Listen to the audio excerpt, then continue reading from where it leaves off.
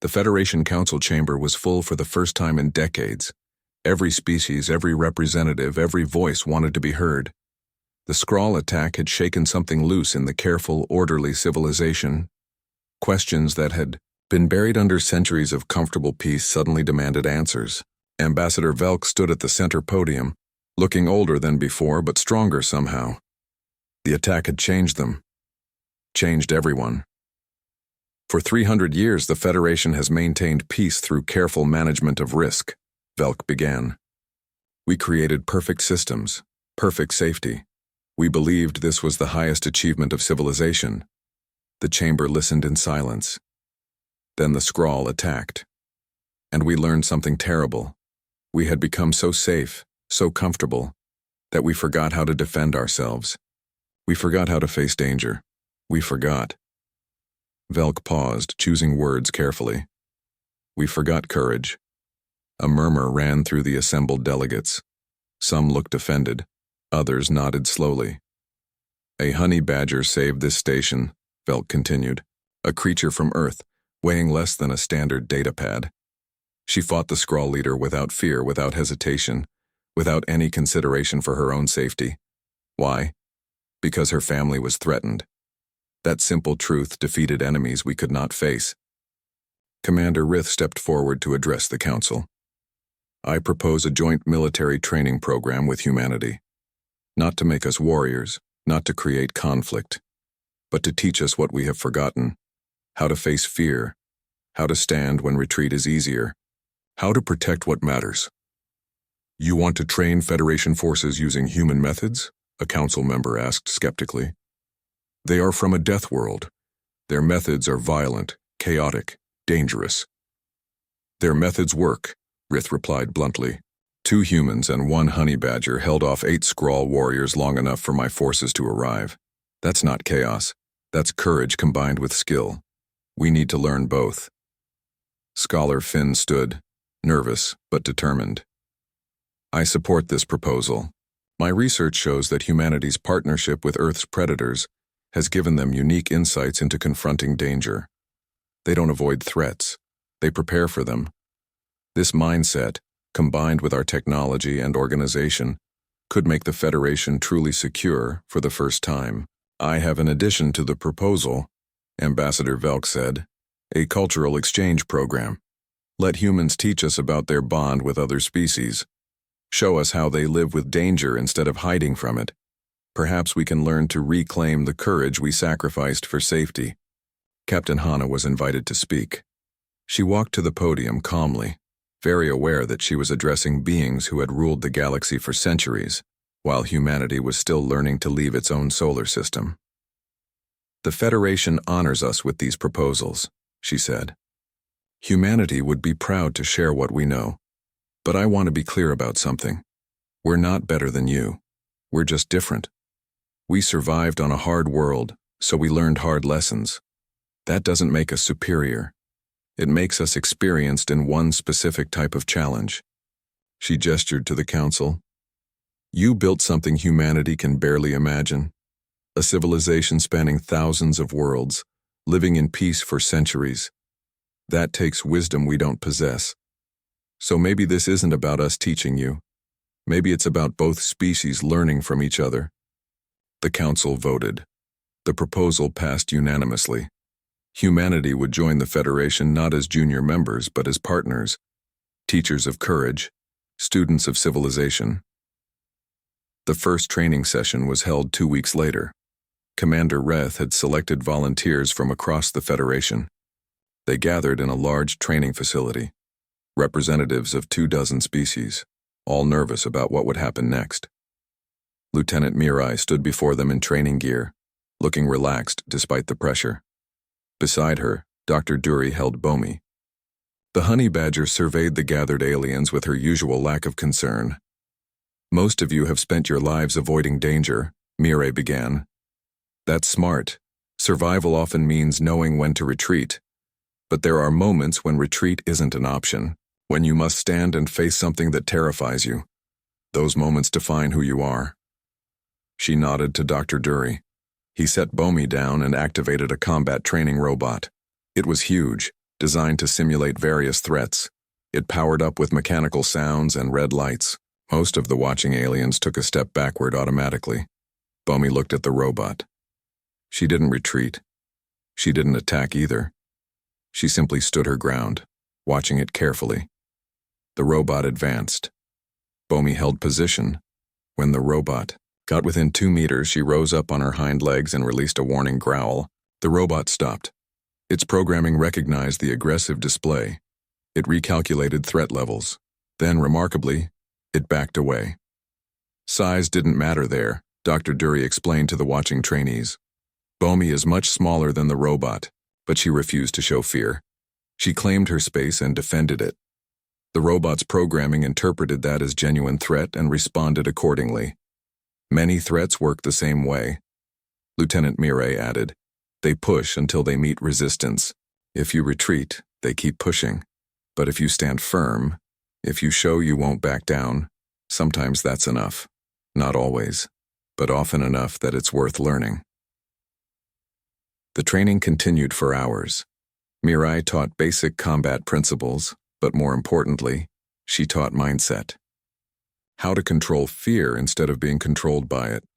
How to assess real threats versus perceived dangers. How to decide when to fight and when to flee. Bomi became an unofficial assistant trainer. Her complete lack of fear made her the perfect demonstration. Dr. Dury set up various challenges, and she faced each one with the same calm determination. The watching aliens began to understand. Courage wasn't about being unafraid. It was about acting despite fear. One of the trainees, a small aquatic being, similar to Scholar Finn, approached Bomi nervously after a session. May I try to do what you did in the demonstration? Dr. Dury smiled and activated the robot again. The trainee stood before it, trembling visibly. The robot advanced. Every instinct screamed at the small alien to run, but they thought of Bomi. They thought of the humans who had stood between the Skrull and the Council. They held their ground. The robot stopped. The trainee had done it. They had faced their fear, and the fear had blinked first. The watching trainees erupted in cheers. It was a small victory, but it was a beginning. Scholar Finn documented everything. His reports went to universities across the Federation. Interest exploded. Other stations requested similar programs. Within a month, humanity was training defensive forces on 17 different worlds. But the cultural exchange program was equally important. Dr. Dury gave lectures on Earth's evolutionary history. He explained how predators and prey evolved together, how humanity learned to partner with both. He showed recordings of dogs herding, sheep, cats hunting alongside farmers, horses carrying humans across continents. And always Bomi was there. Living proof that fierce creatures could also be gentle. That dangerous didn't mean uncontrollable. That respect mattered more than dominance. Ambassador Velk visited the Dawn's Hope one evening. Captain Hana received the ambassador in the ship's common room. Bomi was curled up on her favorite blanket, half asleep. I came to thank you, Velk said quietly, and to admit I was wrong about almost everything. You weren't wrong, Captain Hana replied. You built a peaceful civilization. That's an achievement humanity can't match. We built a comfortable civilization, Velk corrected gently. Comfort and peace are not the same thing.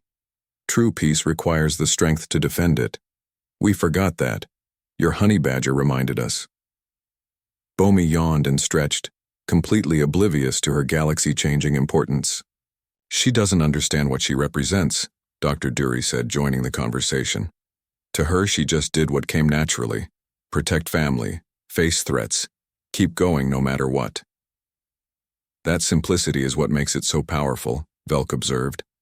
We complicated courage, made it heroic and therefore rare. You showed us it's just a choice anyone can make. 3 months after the Skrull attack, the Federation Council held a special ceremony. Captain Hana, Lieutenant Mirai, and Dr. Dury were officially recognized as Federation citizens with full rights and honors. More importantly, humanity was invited to join the Council as equal members. Commander Rith presented Bomi with a special collar, made from the finest materials the Federation could produce.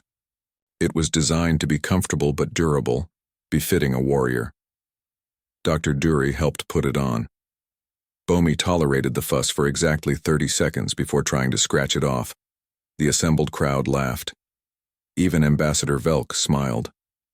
This creature had saved their civilization and couldn't care less about honors or recognition. She just wanted to be comfortable and close to her family. Perhaps that's the final lesson, Scholar Finn said softly to Captain Hana. True courage doesn't seek recognition. It just acts when action is needed. The ceremony ended with a surprise. Young aliens from across the Federation had written messages to Bomi. Thousands of them. They called her brave. They called her inspiring. They called her a hero. Dr. Dury read some aloud, his voice thick with emotion. Children who had been afraid of everything now wanted to be like the honey badger. Stand firm, face fears, protect what matters. She's changing the galaxy, he whispered to Captain Hana. The alert siren started during breakfast. Captain Hana dropped her coffee and ran for the bridge before the liquid hit the floor. Behind her, Lieutenant Mirai grabbed her weapons and followed without a word. They had trained for this moment. They just never expected it to happen. Report, Captain Hana demanded, sliding into her command chair. Multiple hostile vessels just dropped out of jump space, the communications officer replied, hands flying over controls. Federation Station 7 is under attack. The Skrull are here. The Skrull? Even humans new to galactic civilization had heard the stories. Raiders from the outer darkness. Pirates who took what they wanted and destroyed what they couldn't carry. They were huge, brutally strong, and completely without mercy. The Federation's peaceful species feared them above all else. Station security is engaging, Lieutenant Mirai reported, watching tactical displays. But they're getting pushed back. The Skrull have breached sections 4 through 7. Captain Hana's jaw tightened. Dr. Dury was on the station. He had taken Bomi to meet Scholar Finn that morning. They were in the diplomatic section, right where the Skrull were heading. Get me Ambassador Velk, she ordered. The ambassador's face appeared on screen, pale with fear. Behind them, alarms wailed. Captain Hana, the Skrull are attacking the council chambers. They want the artifact vault. We're evacuating, but where's Dr. Dury? Captain Hana interrupted. The research wing. But Captain, you cannot reach him. The corridors are filled with Skrull warriors. Station security is barely holding the line. Watch me, Captain Hana said grimly. She cut the connection and turned to her crew. Mirai, you're with me. Full combat gear. We're getting our people back. Lieutenant Mirai grinned, the expression of someone who had been waiting for action. Finally. In the research wing, Dr. Dury heard the alarms and immediately understood. He had been in enough dangerous situations to recognize the sound of real trouble. Scholar Finn was frozen in terror. We need to leave, Dr. Dury said calmly, picking up Bomi. Now. The Skrull, Finn whispered. If they're here, we're dead. They kill everyone. Take everything. Not today, Dr. Dury said firmly. He moved toward the door but stopped when he heard heavy footsteps in the corridor. Multiple heavy footsteps. Coming closer, the council chamber was chaos. Ambassador Velk tried to maintain order, but most delegates were simply panicking. They had lived their entire lives in peace. Violence was something that happened in history books, not in front of them. The main doors exploded inward. Smoke filled the chamber. Through it came the Skrull. They were massive, 3 meters tall, covered in thick armor plates that might have been skin or might have been metal.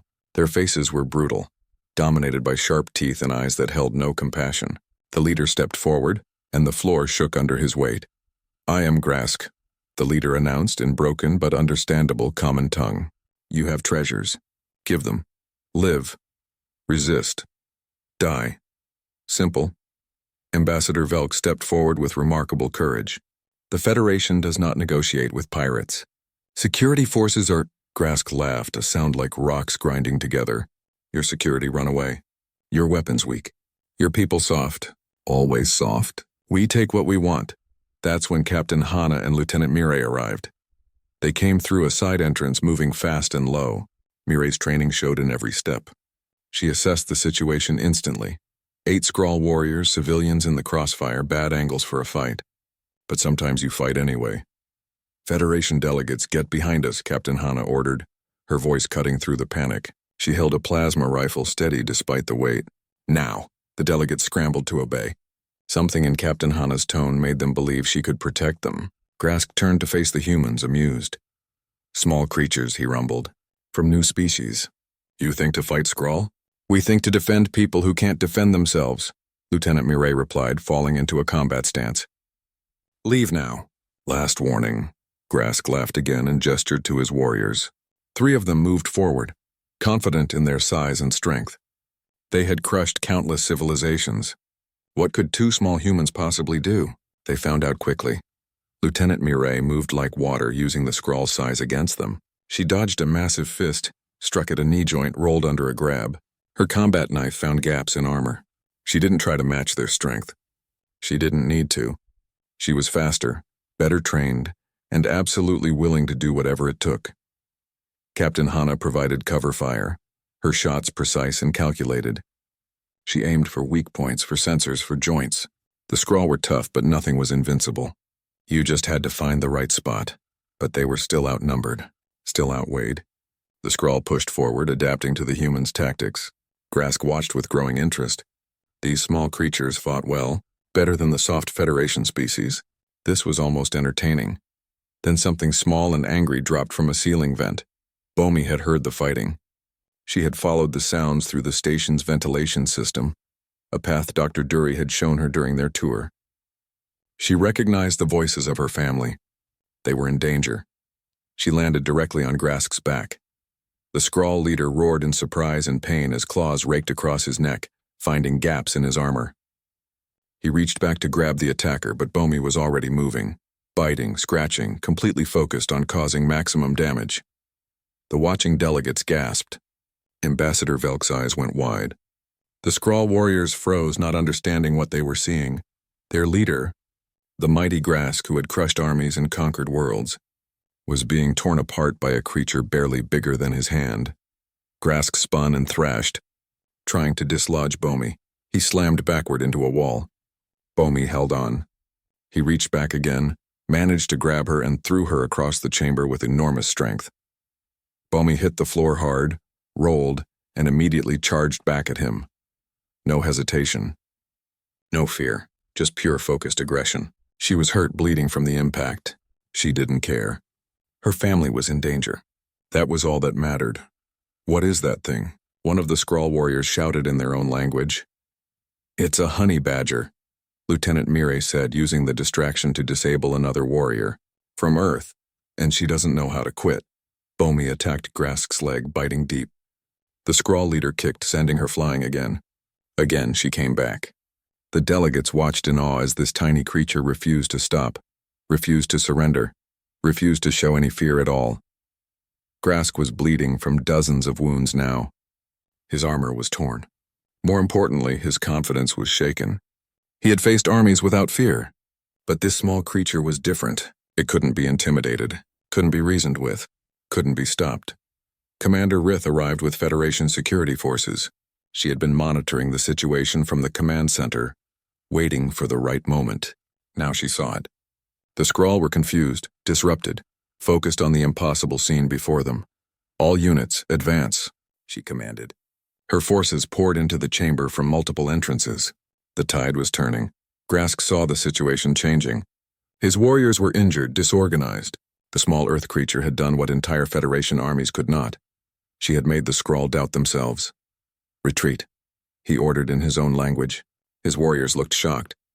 Grask never retreated, but he gestured sharply, and they began falling back. Before leaving, Grask looked at Bomi one more time. The honey badger stood between him and the humans, blood-stained but defiant. Her eyes never left him. Even now, wounded and tiny compared to him, she showed no fear. Grask made a gesture that might have been respect. Small warrior has great spirit, he said in broken common tongue, looking at Dr. Dury, who had just arrived. We remember this. We remember you. Then he was gone, his warriors following. The Skrull retreat was fast and efficient. They left behind damaged equipment and their own injured. They also left behind their reputation for invincibility. Dr. Dury rushed to Bomi. She was limping, favoring her right front leg. Blood matted her fur, but when she saw him, she made a happy grunt and allowed him to pick her up. You crazy, brave, wonderful creature, he whispered, checking her injuries. What were you thinking, attacking something 100 times your size? Bomi licked his face. She wasn't thinking. She never thought about things like size or danger. She just saw her family in trouble and acted. The chamber was silent except for heavy breathing and the sound of medical teams arriving. Then Scholar Finn started laughing. It was a slightly hysterical laugh, but genuine.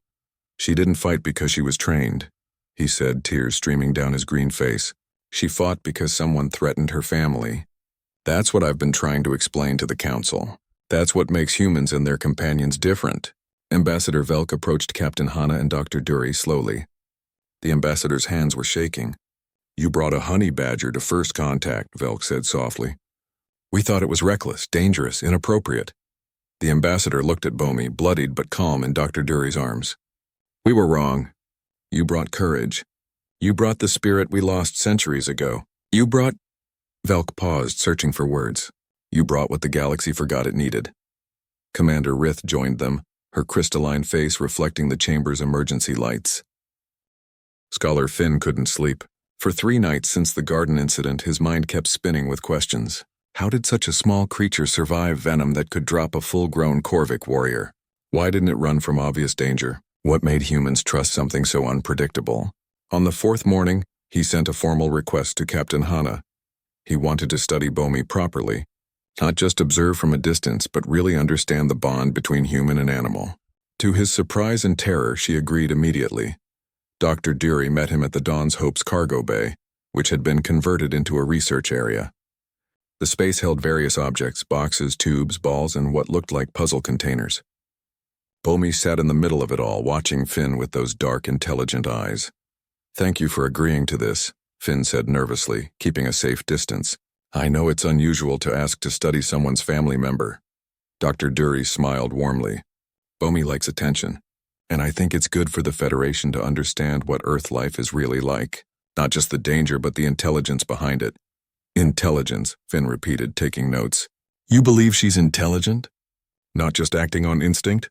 Watch, Dr. Dury said simply. He picked up a clear container with a treat inside. The container had a complex locking mechanism with 3 separate latches. He set it down in front of Bomi. Bomi approached the container and sniffed it.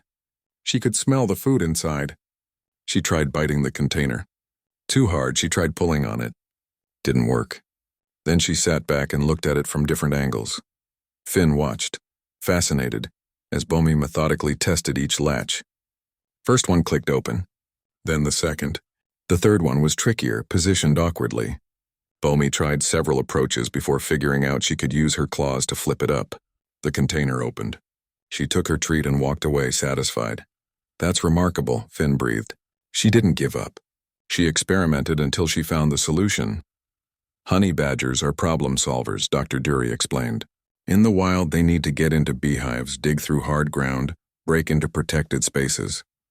If something blocks their way, they figure out how to get past it. They don't have a quit button. No quit button, Finn murmured, writing frantically. That's the key, isn't it? Most prey species evolve strong fear responses. When something is too difficult or dangerous, they retreat. It's survival. But this creature, Bomi evolved in an environment where retreat often meant death anyway, Dr. Dury continued. Better to fight, to push forward, to solve the problem. That mindset is built into every honey badger on Earth. It's not bravery in the way we think of it. It's just how they're wired. Over the next few days, Finn conducted dozens of tests. Bomi's problem-solving skills were consistent. Her persistence was extraordinary. But what fascinated Finn most was her emotional range. One afternoon, Captain Hana visited the research area with Lieutenant Mirai. Bomi immediately went to them, making happy grunting sounds. She rubbed against their legs, clearly pleased to see them. When Dr. Dury sat down, she climbed into his lap and settled there contentedly. She has favorite people, Finn observed. Strong social bonds. Of course, Lieutenant Mirai said, scratching behind Bomi's ears. She knows who her family is. That's why she fought the Viper. Not because it threatened her, but because we were nearby. She was protecting her territory and her people. So her aggression is selective, Finn said thoughtfully. Controlled. She chooses when to be fierce and when to be gentle. Exactly, Dr. Dury confirmed. A lot of people hear about honey badgers being fearless and assume they're just mindlessly aggressive. But that's not true. Bomi can be incredibly gentle when she wants to be. She just won't tolerate threats or challenges. Finn gathered his courage. May I try to touch her? Dr. Dury considered the request. You can try. But you have to let her come to you. Don't reach for her. Sit down and stay calm. If she's comfortable, she'll approach. Finn sat on the floor, his small green body trembling slightly. He held perfectly still. Bomi looked up from Dr. Dury's lap, noticing the new person sitting at her level.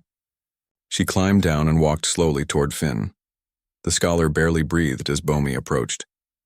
She sniffed his hand carefully, then his arm.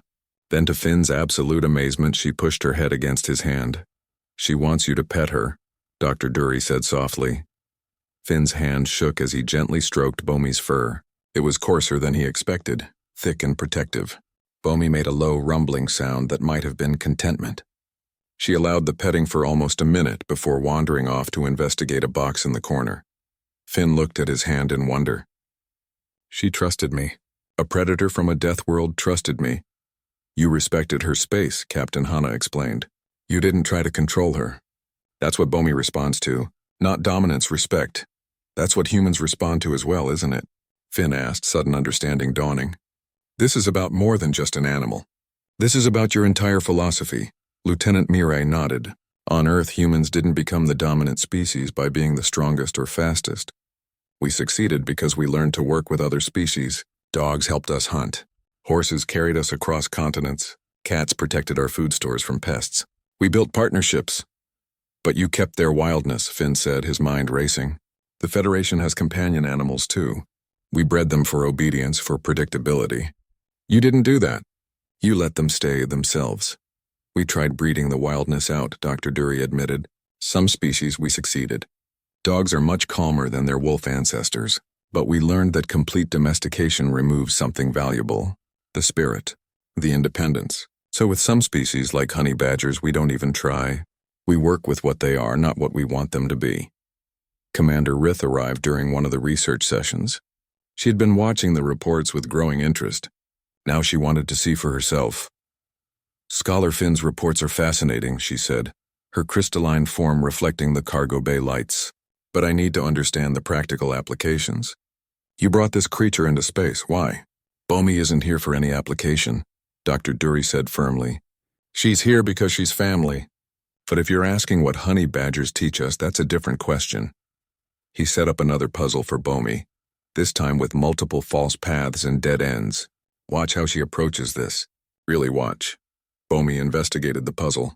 She tried one path. It didn't work. Instead of getting frustrated or giving up, she simply tried another approach. Then another. Each failure just became information. After 7 attempts, she found the solution and claimed her reward. Persistence, Commander Rith said quietly.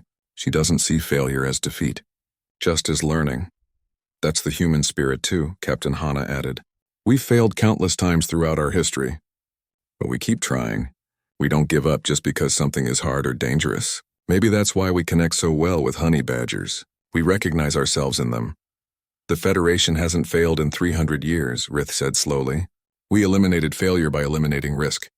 We created perfect systems, perfect safety, perfect order. And lost something in the process? Lieutenant Mirai suggested gently. Commander Rith didn't answer immediately. She watched Bomi tackle another puzzle. Watched the honey badger's absolute determination. Perhaps, she finally admitted.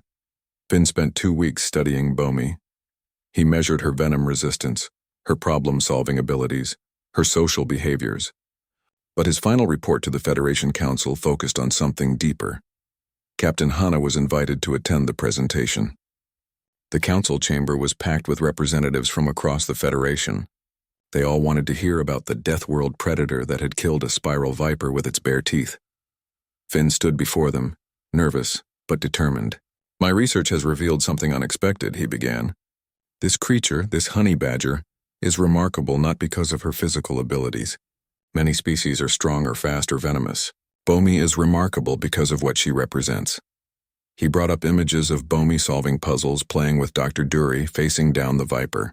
The Federation has spent centuries removing danger from our civilization. We've created safe worlds, peaceful societies, controlled environments. This is good. This has brought stability and prosperity. But we've also removed something vital. Challenge, the need to overcome. the partnership between species that requires mutual respect rather than dominance. The council members shifted uncomfortably. Ambassador Velk looked troubled. Humans didn't conquer their dangerous world, Finn continued. They made alliances with it. They learned to stand beside creatures that could kill them, because those same creatures would also protect them. This honey badger doesn't obey Dr. Dury.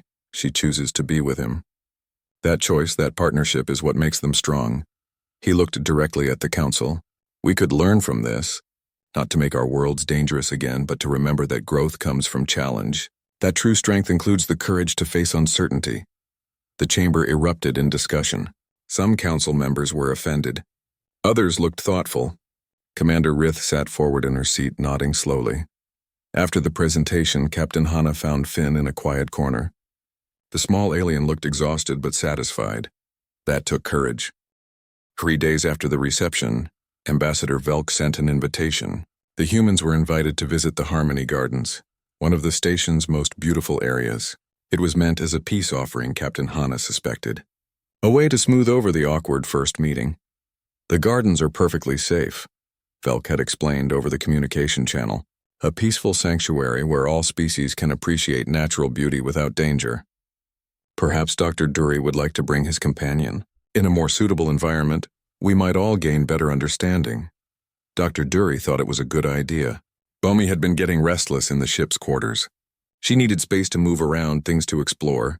The garden sounded perfect. Lieutenant Mireille was less convinced. Gardens on a space station? What kind of plants grow in artificial gravity? The interesting kind, apparently, Captain Hana said. Let's go see. The Harmony Gardens took up an entire section of the station. When the doors opened, the humans stopped and stared. The space was enormous, with a ceiling that showed artificial sky complete with moving clouds. Trees grew in neat rows, their leaves shimmering in colors that didn't exist on Earth. Flowers bloomed in mathematical patterns. Water flowed through channels carved from crystal. Everything was perfect. Too perfect. Nature on Earth was messy, chaotic, beautiful in its randomness. This garden looked like someone had taken nature and organized it until all the wildness was gone. Ambassador Velk waited at the entrance with Scholar Finn. The small green alien still looked nervous around Bomi, but his curiosity was stronger than his fear. He had spent the last 3 days reading everything Earth had sent about honey badgers. Welcome, Velk said, gesturing at the gardens. This sanctuary represents the Federation's commitment to peace and order. Every plant is carefully selected. Every element balanced. It took 50 years to create this harmony. Dr. Dury set Bomi down on the soft grass. She immediately started sniffing, her nose working overtime. So many new smells. Her claws dug into the earth, testing it. Soft, but not too soft. Good digging soil. This is amazing, Dr. Dury said genuinely. The diversity of species here must be incredible. Scholar Finn brightened at the chance to lecture. Oh yes, we have plants from 40 different worlds. Each one selected for compatibility and non-aggressive growth patterns. No thorns, no toxins, no competition. Everything coexists peacefully. No predators either, I assume? Lieutenant Mireille asked. Well, Finn said hesitantly. We do have some controlled exhibits. Creatures that pose minimal risk. Kept in secure habitats for educational purposes. All perfectly safe, of course. They walked along the crystal paths. Bomi trotted beside Dr. Dury, occasionally stopping to dig at something interesting or roll in a patch of particularly nice-smelling flowers. The aliens she passed gave her plenty of space. Your companion seems calmer here, Velk observed. Perhaps the natural environment suits her better than artificial corridors. Bomi likes having space to explore, Dr. Dury agreed. Honey badgers are curious by nature. They investigate everything. Captain Hana was starting to relax. This was going well. Maybe too well. She had learned to distrust situations that went too smoothly. They reached a small pond surrounded by flowering bushes. Scholar Finn pointed excitedly at the water.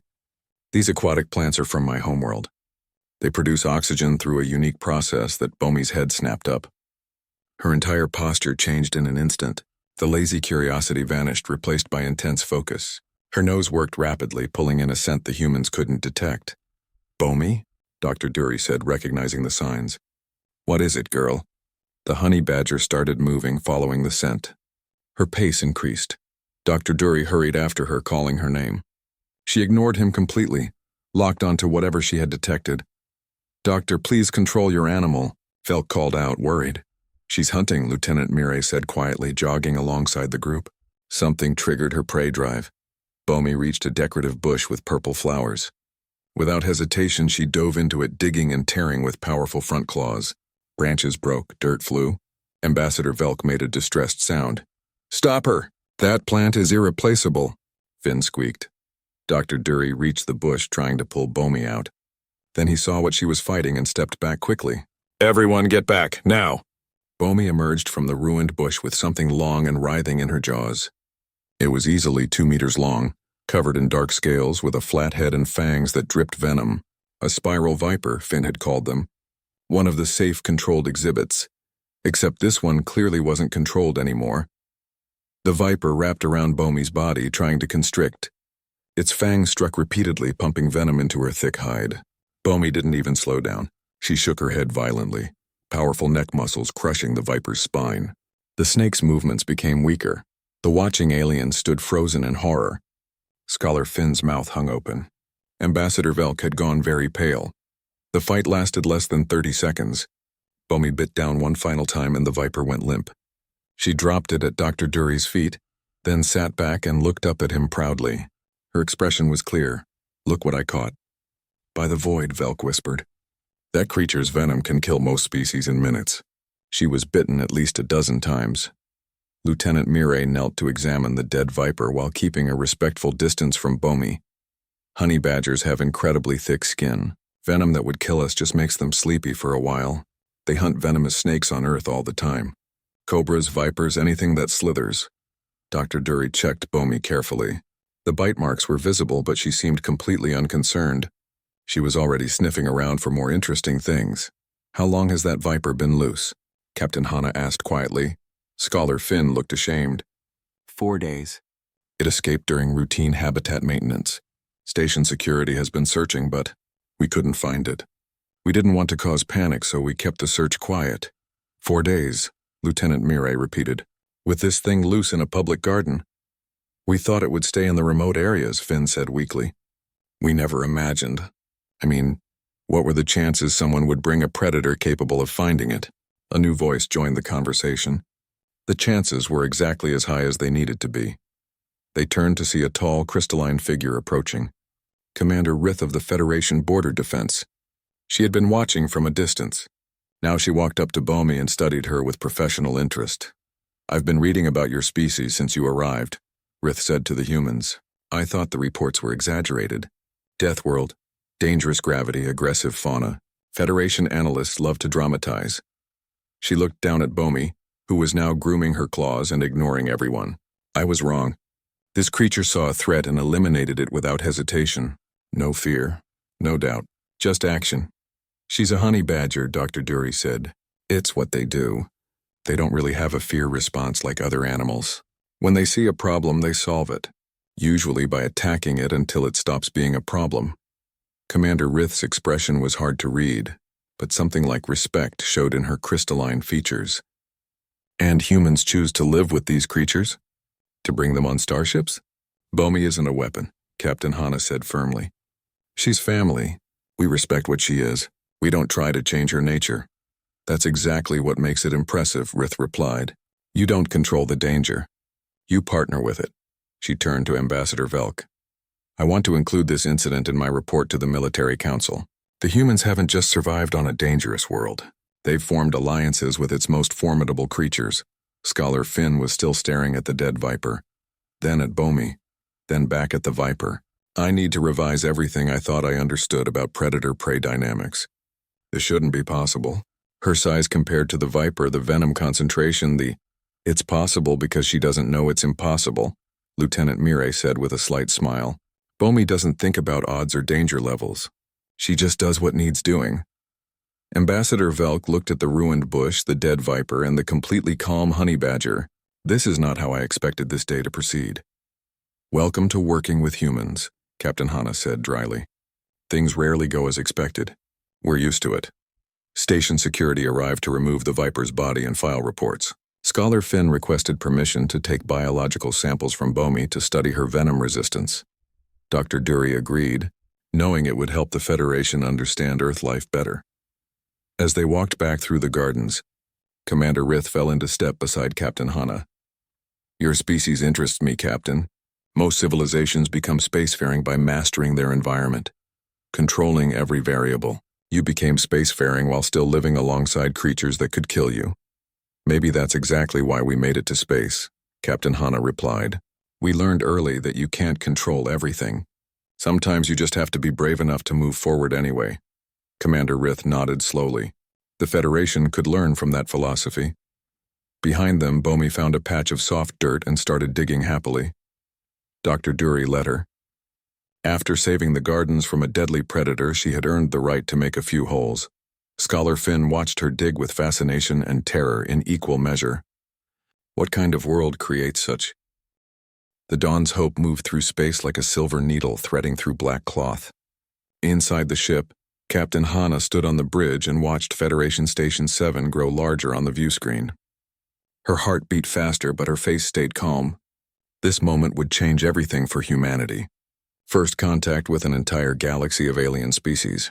No pressure at all. Behind her, Lieutenant Mirai checked her sidearm for the third time. The security officer never liked walking into unknown situations without a backup plan. Captain Hana smiled slightly. Mirai's caution had saved them more than once.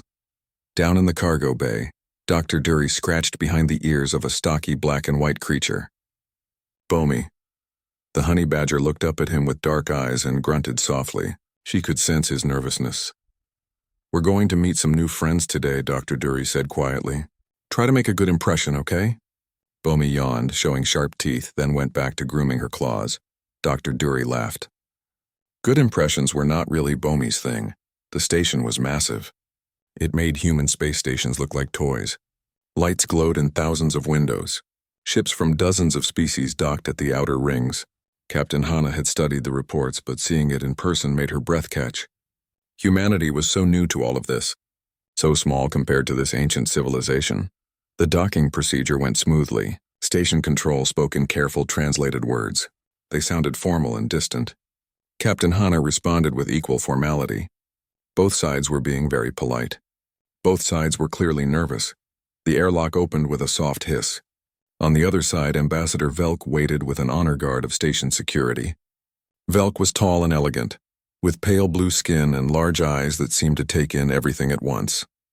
The ambassador wore flowing robes that shimmered like water.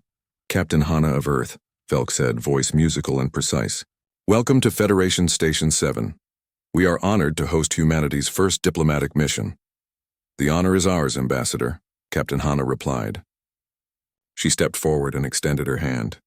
Velk looked at the hand for a moment, then carefully took it. The ambassador's skin was cool and smooth. "We have prepared a reception in the main diplomatic hall," Velk continued. "The Council is eager to meet you and learn about Earth. We understand your world is quite challenging." "Earth has its moments," Captain Hana said with a slight smile. They walked through wide corridors filled with aliens of every imaginable type. Some were tall, some short. Some had too many limbs, others seemed to float. All of them stopped to stare at the humans. Captain Hana kept her expression friendly but neutral. First impressions mattered. Lieutenant Mirai walked slightly behind and to the left, her eyes constantly scanning for threats, old habits from her Special Forces days. The station security noticed her alertness and seemed to approve. The diplomatic hall was beautiful. The ceiling stretched high overhead, showing a projection of the galaxy slowly rotating. Delegates from dozens of species waited in small groups, all watching the entrance. When Captain Hana entered, the room went quiet. Ambassador Velk began the introductions. Each species representative came forward. They all said variations of the same thing. "Welcome to the Federation. We're curious about your dangerous world. We hope for peaceful cooperation." Captain Hana smiled and shook hands or tentacles or whatever appendage was offered. Everything was going perfectly. Too perfectly. Captain Hana started to relax. That's when Dr. Dury arrived. He walked into the diplomatic hall carrying a travel cage. Inside the cage, Bomi pressed her nose against the bars and sniffed loudly. The xenobiologist had a nervous smile on his face. The room went completely silent. Every alien eye turned to look at the cage. Some of the delegates took a step backward. Ambassador Velk's blue skin went a shade paler. Captain Hana, is that a predator? This is Bomi, Dr. Dury said cheerfully, setting down the cage. She's a honey badger from Earth. I thought the council might like to meet her. Meet it? A small, nervous-looking alien with pale green skin squeaked. That's a Death World predator. Why would you bring it here? Dr. Dury opened the cage. Bomi waddled out, looked around the huge hall, and grunted. She seemed completely unimpressed by the grand architecture and the dozens of alien species staring at her. Bomi is family, Dr. Dury explained gently. On Earth, humans live alongside many species. We've worked with dogs for thousands of years. Cats chose to live with us. Horses carry us. And honey badgers. He paused, watching Bomi sniff at a decorative plant. Honey badgers teach us about courage. Ambassador Velk approached slowly, very slowly. The ambassador extended one long finger toward Bomi. May I? Bomi turned her head, looked at the finger, then at Velk's face. She sniffed once, made a low grumbling sound, and walked away to investigate a table leg. The dismissal was absolute. Several delegates gasped. One started laughing nervously. Ambassador Velk pulled back the finger, looking confused. She's not being rude, Dr. Dury said quickly.